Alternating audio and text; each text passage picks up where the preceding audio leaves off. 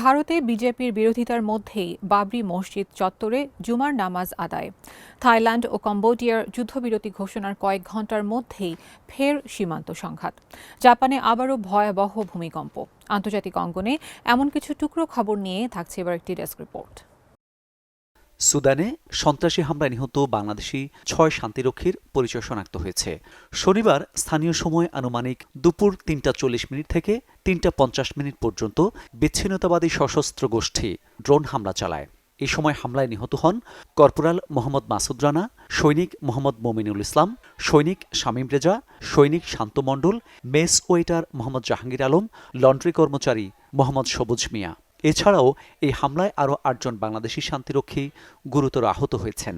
আহতদের প্রয়োজনীয় চিকিৎসা প্রদান করা হচ্ছে বলে জানায় আইএসপিআর। বিজেপির বিরোধিতার মধ্যেই ভারতের পশ্চিমবঙ্গে প্রস্তাবিত বাবরি মসজিদ চত্বরে প্রথমবারের মতো জুমার নামাজ আদায় করেছেন হাজার হাজার মুসলমান। জুমার নামাজ আদায়ের জন্য শুক্রবার সকাল থেকেই মুর্শিদাবাদ, মালদা, নদিয়াসহ আশপাশের জেলা থেকে প্রস্তাবিত বাবরি মসজিদ চত্বরে আসতে থাকেন মুসল্লিরা। মসজিদ চত্বরে অন্তত ১ লাখ মুসলমান জুমার নামাজ আদায় করেছেন বলে জানিয়েছেন আয়োজকরা। নামাজ শেষে মসজিদ চত্বরে আয়োজন করা হয় মধ্যাহ্নভোজের। দ্বিতীয় সপ্তাহে গড়িয়েছে দক্ষিণ পূর্ব এশিয়ার ২ দেশ থাইল্যান্ড ও কম্বোডিয়ার সংঘাত। ট্রাম্পের যুদ্ধবিরতি আহ্বান উপেক্ষা করেই কম্বোডিয়ায় নতুন করে হামলা শুরু করেছে থাইল্যান্ড। নিজেদের ভূখণ্ড পুনরুদ্ধারেই এই হামলা বলে দাবি ব্যাংককের।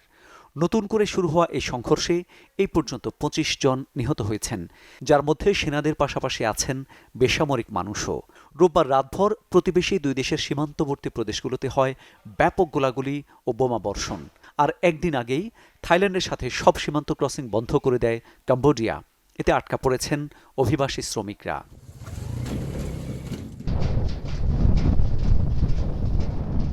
আবারও ভূমিকম্পে কেঁপে উঠল জাপান।